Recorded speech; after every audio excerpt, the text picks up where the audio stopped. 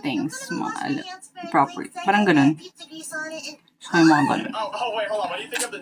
Hindi yung pang staycation like yun, apartments or room for spaces. Yung mga ganun, for rents. Spaces for rents. Pautang ng pera may tubo sa kapaupahan. Okay. Yeah, yun nga, yung paupahan. Gusto ko yun. Diba? Oo, yun. Oo, actually, maganda yan eh. Like, if you're the owner, tapos ikaw din yung model ambassador.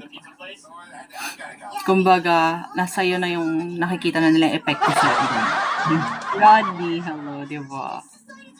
But anyways, I mean, that's just an idea. Gusto ko din businessman ay babuyan. Kala ko ba wala kang pera? Ang dami mo naman gusto? Sabi mo. Joke lang yan. Libre lang naman mangarap. Yung Ava, unang poster. Visit. Mark Neil, hi, ID number. Alam nyo ba guys? Di ba pumunta ako sa school kanina? Ay, naka. So I went to the school earlier. Katahimikan, hello. Tapos,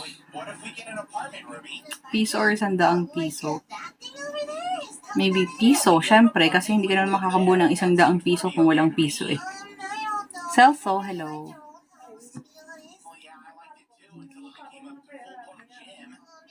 Dark Angel, hi. Para sa akin, wala ibang mahalaga kundi ikaw lamang. Aba, napakagaling mo naman talaga. Dark Angel, hi! Wait lang, parang kilala ko to, si Dark Angel.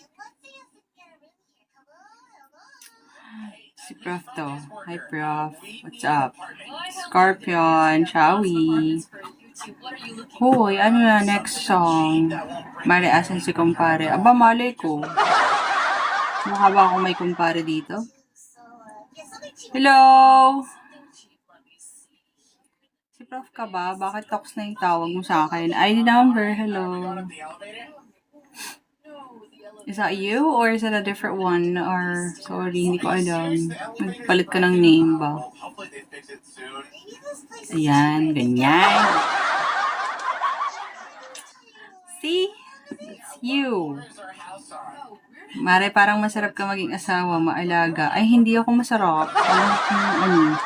Hi, Seth. ID number, hello. Paano mo naman sabing maalaga ako? Eh, baka mamaya pag naging asawa ko, pabayaan ka ta dyan. Sino ba yun? Lalaki po yan. Opo. ID number. Sige, pag Hi, Red.